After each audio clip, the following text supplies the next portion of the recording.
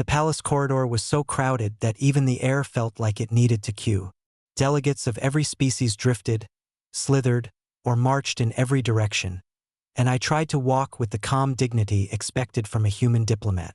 Unfortunately, calm dignity had never met the floating translation drone buzzing over my shoulder, kept switching languages without warning, shouting corrections like an angry multilingual parrot.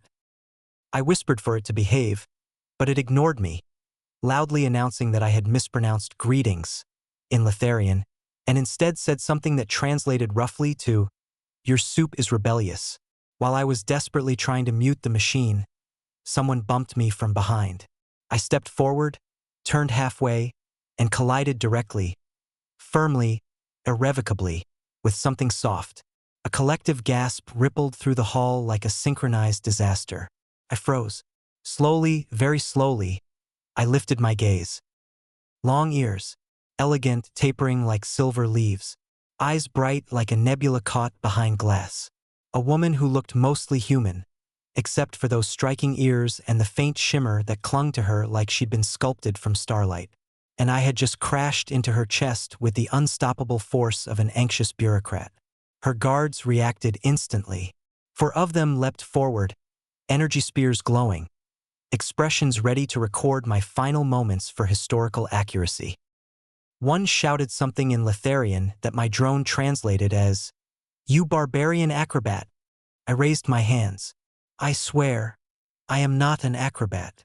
The woman looked down at me with an expression I couldn't read. Surprise, amusement, or the calm acceptance of a person who had seen far worse than clumsy humans. She tilted her head, long ears shifting like graceful ribbons. "You touched me," she said softly, and my drone whispered helpfully. "In their culture this implies familiarity." I nearly fainted. It was an accident. The guards tensed. One tightened his grip so much his spear began emitting sparks.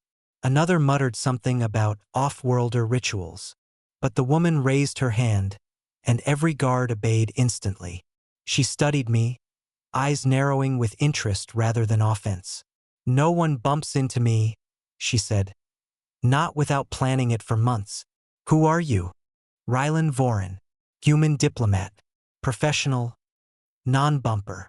A faint smile touched her lips. That alone made the hall fall into stunned silence. "I am Princess Sarah Lynn," she said, "and you are the first person in years to treat me as if I were simply standing in your way." My heart performed a gymnastics routine I did not authorize. She stepped closer, too close for the guard's comfort, and the shimmer around her brightened. "Come with me, human. I want to understand how you achieved such an audacious collision."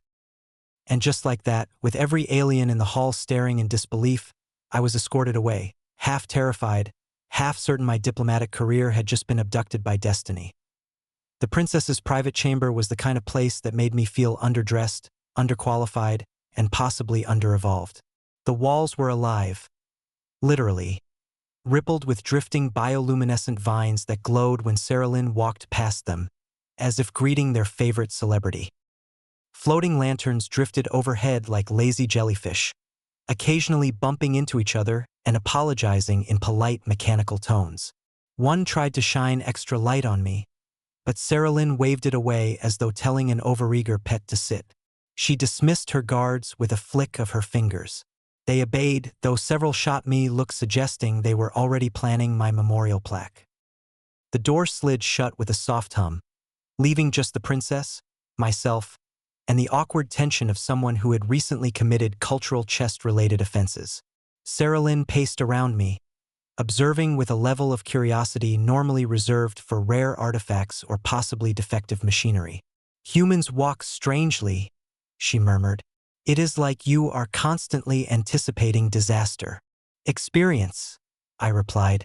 "Gravity and embarrassment are always plotting something." Her long ears twitched, and I realized she was suppressing laughter. "Explain this incident," she said. "In detail." "It was chaos," I said honestly. "Your palace has more gravity pockets than my grandmother's attic. And my translation drone is a traitor." The drone responded by projecting a disappointed beep. She circled me once more, eyes gleaming like she was studying an exotic new species of anxious mammal. You are unlike the diplomats who visit us. They move as if the ground worships them. Humans tried that once, I said. The ground did not cooperate. She laughed. A bright, sudden sound that made the lanterns flicker in confusion. The vines pulsed pink, apparently delighted. I wasn't sure if they were reacting to her amusement or planning to eat me. Outside the chamber, muffled echoes drifted through the door. Whispers, footsteps, the shifting buzz of a rumor mutating at light speed. Sarah Lynn glanced toward the noise and smirked slightly. They believe your collision was intentional, she said. A courtship gesture. I choked. What? No. Humans don't. We don't court with momentum. Unfortunate. It would be a fascinating custom. I tried not to imagine interspecies romance seminars based on accidental impacts. She stepped closer, too close for my heart's comfort, and studied my face with unnerving focus. Still, she said softly, you did not cower. Even when my guards were ready to vaporize you. If I cowered every time someone pointed a weapon at me, I'd never get any diplomacy done. So you are brave. I prefer highly motivated to continue existing. Her smile returned, warm and mischievous. I have decided, she said. You will accompany me to the banquet tonight. I wish to continue observing your unpredictable reflexes. That sounds dangerous. For whom? She asked. Probably everyone. She seemed delighted by this answer. As she led me out of the chamber, the guards straightened stiffly, eyes widening. Their princess walking beside a human, worse, smiling, looked like a scandal traveling at warp speed. Sarah Lynn didn't seem to care. She gestured for me to follow, ears swaying like elegant banners of impending chaos. And I realized something terrifying. I wasn't being punished. I was being adopted. The banquet hall shimmered like a starship engine mid-overload, humming with nobles who pretended not to stare directly at me while very much staring directly at me. A choir of floating crystal orbs drifted around the ceiling, singing harmonies that vibrated through my ribs like polite thunder. I walked beside Sarah Lynn, doing my best to appear calm and definitely failing. Every alien noble gave us the look you'd give someone who had just eaten soup with a wrench. Sarah Lynn leaned slightly toward me. Relax, she whispered. No one will harm you. They value my opinion too much. That's comforting, I said, in a terrifying sort of way. We reached the center of the hall where a ceremonial bonding orb floated expectantly. It pulsed once, projecting the phrase, "Please perform your gesture of connection." The nobles watched like hungry spectators at an intergalactic comedy show. Sarah Lynn nudged me. Go on. Try something human. Human customs are complicated, I whispered. We have entire books on not embarrassing ourselves. The orb pulsed again, impatient. With no better plan, I saluted it. A strong, crisp, absolutely incorrect military salute. Several nobles gasped. One fainted. A guard choked on his drink. Sarah Lynn burst into laughter so bright the orb itself flickered in confusion. He salutes bonding rituals, she announced. Truly, humans are fearless. The room, unsure whether to be offended or impressed, chose applause. I was not sure whether I'd saved myself or invented a new diplomatic tradition by accident. Later, as we stepped onto a balcony overlooking the drifting gardens, Sarah Lynn rested her hands on the railing. They won't see you as a threat now, she said. You've undone weeks of political tension in one strange evening. Accidental peacekeeping, I said. My specialty.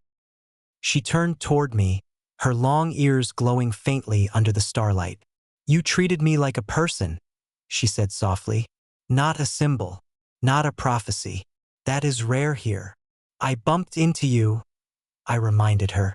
Quite literally. Exactly. Her smile was warm, steady. And yet everything changed. I realized then how differently I stood. No longer shrinking, no longer apologizing with every breath.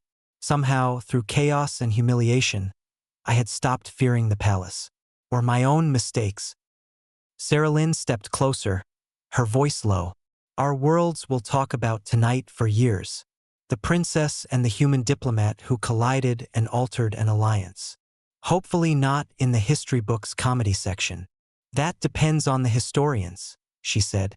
But I would not mind. The vines around the balcony glowed softly, shifting to a calm golden hue. Even they sensed the ending settling over us like a warm orbit. Sarah Lynn extended her hand. Not a gesture of command, nor obligation. Just invitation.